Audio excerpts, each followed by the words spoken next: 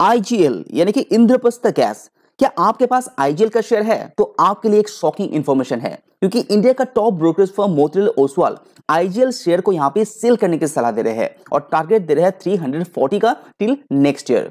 और ये 20% से भी ज्यादा का डाउनफॉल एक्सपेक्ट कर रहे हैं आईजीएल शेयर के द्वारा।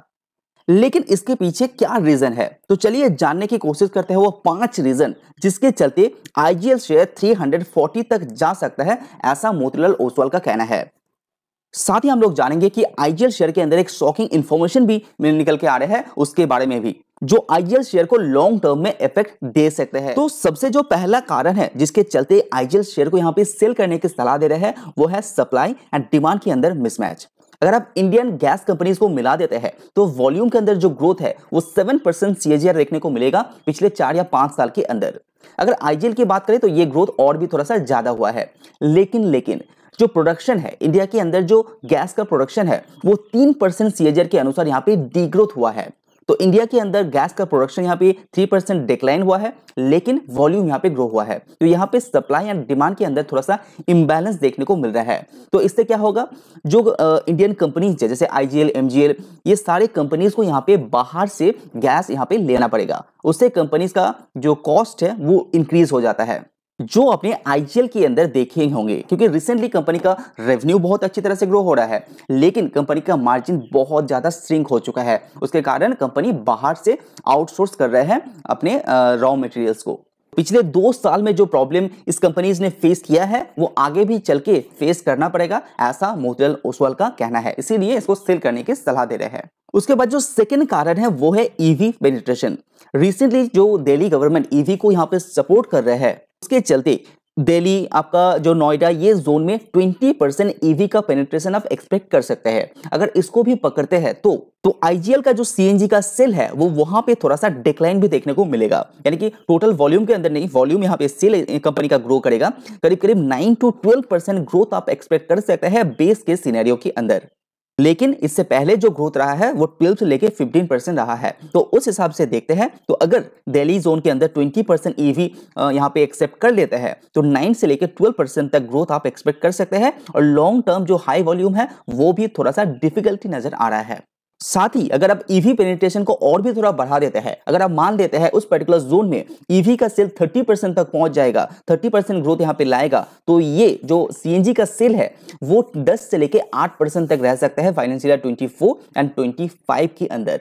पहले जहां 11 to 14% ग्रोथ रहता था वो भी कम हो जाएगा। तो यहां पे थोड़ा सा डिफिकल्टी फेस करना पड़ेगा IGL. Subscribe now and press the bell icon. उसके बाद जो यहाँ पे तीसरा रीजन है जिसके चलते मोतीलाल ओसवाल आईजीएल को सेल करने की सलाह दे रहे हैं, और वो जो कंपनी के लिए मेन रीजन बनेगा वो है मार्जिन प्रेशर, जो कंपनी को अभी भी फेस करना पड़ रहा है। 18 से लेके 22 तक आप देखते हैं तो IGL 9.1 million metric cubic metre per day का गैस सेल करता था, वो बढ़ के कितना हो गया है 11.9, और ये ग्रोथ बहुत अच्छी तरह से हुआ है। और इसको कंपनी 14 तक ले जाने के दावा भी यहाँ पे कर रहा है। लेकिन उसी हिसाब से देखते हैं तो इंडिया का जो गैस प्रोडक्शन है वो 72.1 mm से लेके गिर के अभी 64.4 में आ चुका है। यानी कि अच्छा खासा गिरावट प्रोडक्शन के अंदर देखने को मिल रहा है। उसी से कनेक्टेड कंपनी को यहाँ पे मार्जिन के अंदर दबाव देखने को मिलेगा। तो जो मार्जिन प्रेशर पिछले कई क्वार्टर में आईजीएल ने फेस किया है वो आगे भी यहाँ पे कंटिन्यू रह सकता है, ऐसा मोतीलाल ओसवाल का कहना है। तो इसी के साथ जुड़ा हुआ और एक न्यूज भी आपको बता दूं कि रिलायंस इंडस्ट्री ने रिसेंटली एक गैस का प्रोडक्शन हाउस भी यहां पे ढूंढ कर निकाला है, जहां से वो गैस फैसिलिटीज इंडिया का 30% गैस डिमांड को कैटर कर सकते हैं। लेकिन ये लॉन्ग टर्म प्रोसेस है, यहाँ पे थोड़ा सा टाइम लग सकता है। तो इसी प्रॉब्लम को देखते हुए कि इंडियन गवर्नमेंट कोशिश कर रहा है कि आईजीएल जैसे शेयर को यहाँ पे थोड़ा सा सपोर्ट दिया जाए। और आईजीएल का कहना है कि आगे आने वाले 2 या 3 साल के अंदर 2 मिलियन मैट्रिक जो वॉल्यूम है वहां पे ग्रोथ लाएगा। तो आगे चल के देखते हैं कि किस तरह से ये हो पाएगा। तो इसी के साथ जुड़ा हुआ एक चौथा जो पॉइंट है वो है गवर्नमेंट का नया रूल्स। आज से 2 या 3 साल पहले जो गैस रिटेल कंपनीज है उन्होंने गवर्नमेंट को एक रिक्वेस्ट डाला था कि जो गैस का प्रोडक्शन है, यानी कि गैस का सेलिंग प्राइस एंड प्रोडक्शन को लेके एक फिक्स रेशियो यहाँ पे तय किया जाए। उसमें से निकल के आया है कि जो प्राइस कैप है वो $4 से लेके $6 तक यहाँ पे रह सकता है। तो इससे क्या होगा कि ग्लोबल मार्केट में अगर गैस का प्राइस फ्लक्चुएट होता है, अगर बहुत कम भी हो जाता है, तो production companies and selling companies दोनों को उतना प्रेशर झेलने को नहीं मिलेगा। अगर गैस का प्राइस हाई भी हो जाए तो वहां पे भी थोड़ा सा कंट्रोल देखने को मिलेगा। हालांकि ये न्यूज दोनों कंपनीज के लिए अच्छा है, लेकिन ये नेगेटिव बैकफायर भी कर सकते हैं।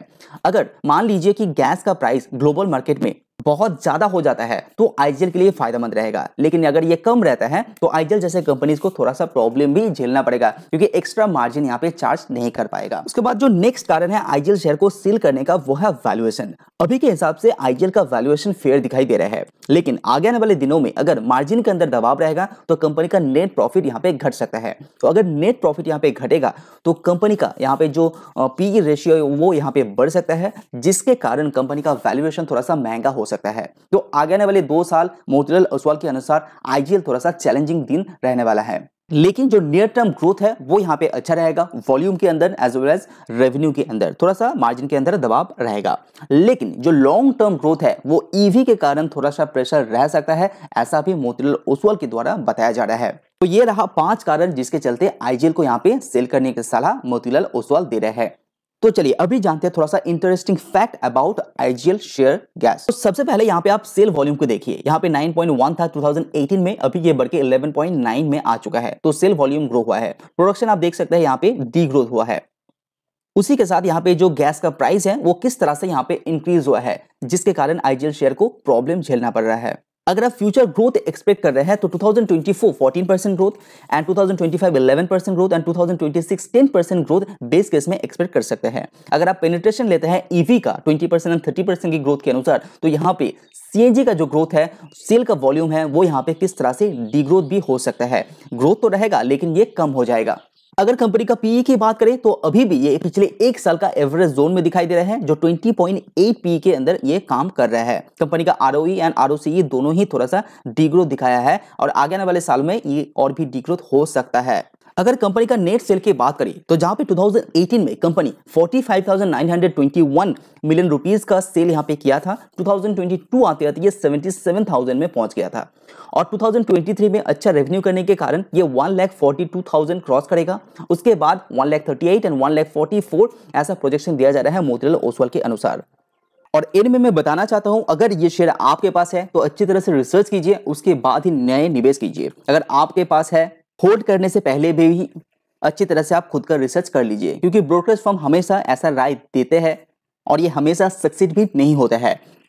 तो इसीलिए खुद का रिसर्च करने के बाद ही होल्ड करने की सलाह आप खुद को दे सकते हैं।